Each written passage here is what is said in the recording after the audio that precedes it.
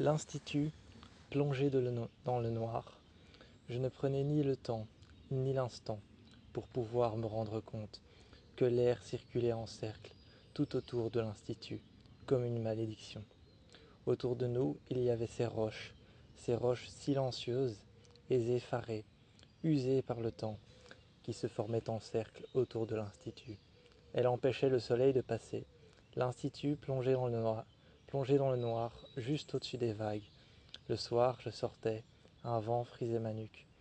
Légèrement, un vent effleurait ma nuque. Un genre de vent frais, mais légèrement chaud et humide en même temps. Je me suis rendu compte que ce vent circulait tout autour de moi, tout autour de l'institut. Une légère brise du matin, qui était aussi celle du soir. Idem à celle du soir, j'ai levé les yeux. J'ai senti le vent dans mes cheveux.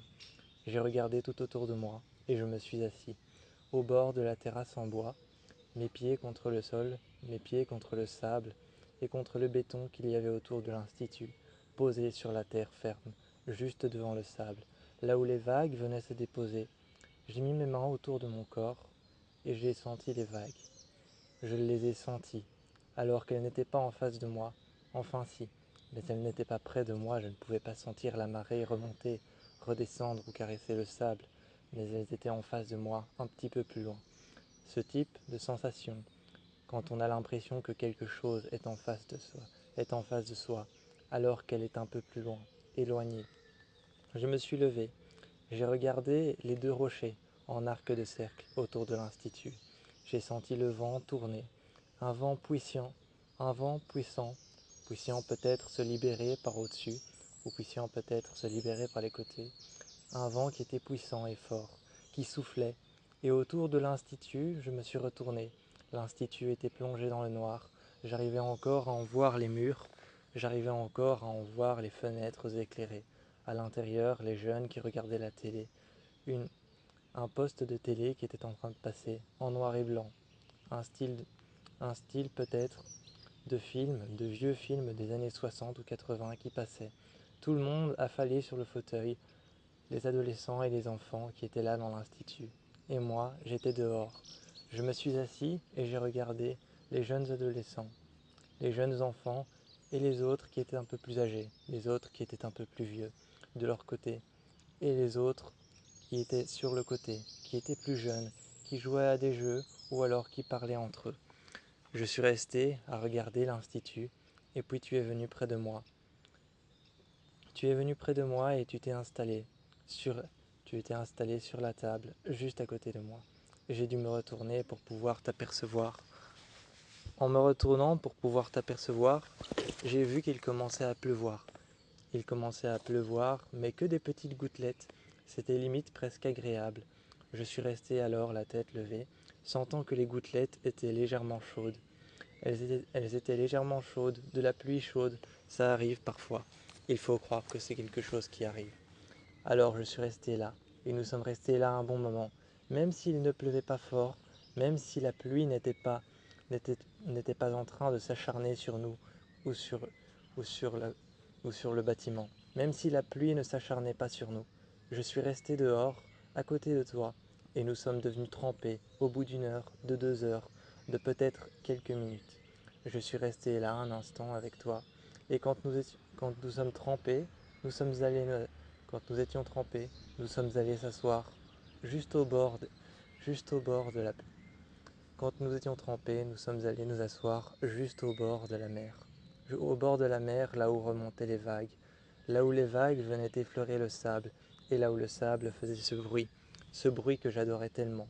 On entendait les, on entendait les grains de sable, les tout petits grains de sable qui sont en théorie des morceaux, des morceaux de, qui sont en théorie des morceaux de terre, ou alors des morceaux de pierre qui ont été usés, qui ont été fragmentés, des morceaux de coquillages, de pierre, de terre à l'intérieur des récifs qui ont été brisés et qui résident tout au fond, qui se mettent à couler. En théorie, ce n'est que ça le sable, et je les entends frapper l'un contre les autres, et je regarde la mer qui se lève, dévoilant de petites vagues, et qui retombe juste en face de nous, à nos pieds. Mes mains dans l'eau, les petites vagues s'étouffent. Elle s'étouffe à travers le sable, à travers les morceaux de terre et de pierre que je peux sentir entre mes mains. Le sable est doux, léger, même s'il est humide, et il pleut. Je suis assis par terre, et je remonte. Je remonte la pente, je te tends un bras. Tu me fais un sourire, tu passes ta main dans tes cheveux, et ensuite, tu me regardes. Nous remontons, l'institut est plongé dans le noir. Je frappe à la fenêtre 2 fois. Je frappe à la fenêtre 2 fois, et je vois 2 jeunes qui se retournent et qui nous disent: Qu'est-ce que vous faites là? Nous sommes... Je les regarde et je dis: Nous sommes allés voir là, un peu plus bas. Nous sommes allés voir ce qu'il se passait.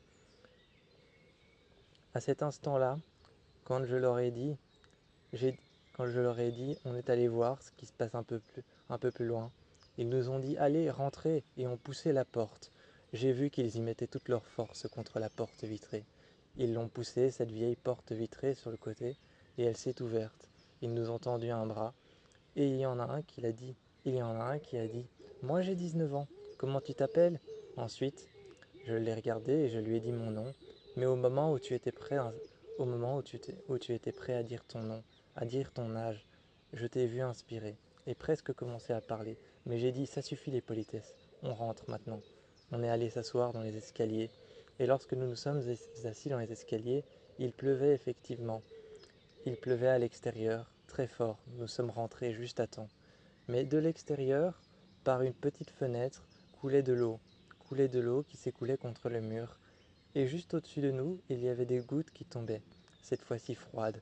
À cause du mur, peut-être que la chaleur des gouttes d'eau à l'extérieur se refroidissait. Longeant le mur, elles tombaient sur moi, et l'arrière de mon t-shirt, lui, était complètement mouillé. Je suis rentré dans la chambre, j'ai poussé la porte, et en poussant la porte, je me suis rendu compte que notre chambre n'avait pas été faite. J'avais oublié de la faire ce matin. J'avais oublié de rentrer l'après-midi comme je le faisais toujours pour la, pour la ranger. Pour la ranger plus ou moins, rabattre la couverture, mettre les coussins sur le côté et plier les vêtements.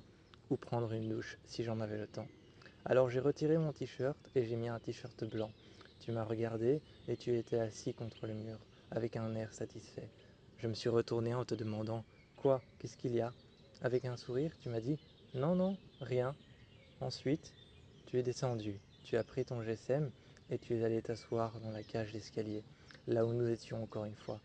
Avec mon t-shirt sec, je suis venu et j'ai dit: Pourquoi tu as fui? Pourquoi tu as fermé la porte derrière toi, alors que tu savais que j'étais à l'intérieur? Tu as haussé les épaules et tu ne m'as rien dit. Nous ne sommes pas retournés ce soir-là. Ce soir-là, nous ne sommes pas retournés dehors. Nous sommes restés à l'intérieur, écoutant les vagues qui étaient en train de frapper légèrement, de remonter à la marée haute, de frapper légèrement contre le bord de l'institut, car il y avait un seul mur de l'institut. Il y avait un seul mur de l'institut, près d'une cage d'escalier, où on pouvait sentir les vagues qui frisaient le mur, qui frôlaient le mur et qui apparaissaient légèrement, un bruit que l'on pouvait entendre. Tout autour de nous, il y avait aussi les oiseaux de la plage, de grands oiseaux blancs, et d'autres petits oiseaux qui résidaient tout autour des grandes falaises, des petits oiseaux qui résidaient autour des grandes falaises, qui faisaient ce bruit la nuit, qui était très agréable, mais en même temps un bruit un bruit qui était très strident, un bruit très vivant, mais un bruit très agréable. Et j'adorais ce bruit, le soir comme la nuit, à l'intérieur de la cage d'escalier. J'adorais ce bruit, j'adorais sentir le vent sur ma peau, sentir qu'il était chaud, froid, ou alors agréable, léger, ou alors qu'il passait dans mes cheveux, qu'il était violent ou qu'il était sec, qu'il était violent ou qu'il était sec, peu importe, j'adorais sentir le vent. Mais à l'intérieur, je pouvais le sentir aussi. Il était légèrement, il était légèrement plus étouffé, car il passait à travers les fenêtres. Mais il ne passait pas à travers l'extérieur. Il ne passait pas à travers l'extérieur, entre ces deux grands rochers, mais à travers toutes les fenêtres qui étaient restées ouvertes. Donc il y avait un certain courant d'air qui traversait les couloirs, et moi, quand j'étais dans ce courant d'air, je pouvais sentir qu'il passait près de moi. C'était comme si le vent était rentré à l'intérieur et qu'il ne voulait plus nous lâcher. J'ai fermé la porte derrière moi quand nous sommes rentrés dans les couloirs, dans les dortoirs, et j'ai dit: Tu vas aller dormir maintenant? Et je me suis posé contre le mur. Tu m'as répondu non, non, pas tout de suite. Et tu t'es couché quand même en me regardant et en m'observant. Ça m'a paru étrange que tu te couches sans même prendre ton GSM, comme moi je le faisais. Et tu t'es couché, tu m'as regardé et tu m'as demandé tu fais quoi? J'ai souri et j'ai swipé. J'ai déposé mon GSM et je me suis mis comme toi, mais sans rabattre la couverture près de moi. Et là j'ai dit oh, rien de spécial, tu sais. Et j'ai posé mon GSM que j'ai déverrouillé et que j'ai posé face contre terre, contre, contre la petite table qui est juste à côté du lit. Et tu m'as regardé en me disant pourquoi tu as éteint ton GSM. Je t'ai souri, allongé sur le côté, en te disant je vais devoir te dire tout ce que je fais. Et tu m'as regardé avec un sourire. Ça voulait certainement dire non, mais moi j'ai apprécié ce sourire. Il voulait dire non et en même temps il voulait dire raconte-moi ce que tu fais, pourquoi tu le fais et pourquoi tu es avec moi. Qu'est-ce qui te passionne chez moi? Et pour moi, il voulait dire bien plus que dis-moi ce que tu fais sur ton GSM. Il avait plusieurs facettes, plusieurs choses à dire, et c'est pour ça que je suis resté là, couché. Jusqu'au lendemain, au moment où j'ai finalement fermé les yeux, que j'ai fini par m'étouffer moi-même dans un sommeil profond, et que le lendemain je me suis réveillé en me disant en pleine panique, mais une panique calme, en me disant à quelle heure je me suis endormi, à quelle heure je me suis effondré. Je me suis endormi? Ah bon? Je ne savais pas, je m'en étais pas rendu compte. Tu étais venu près de moi, tu t'es assis sur mon lit et tu m'as dit 23 heures exactement. Je t'ai regardé, j'avais les yeux ouverts, moi.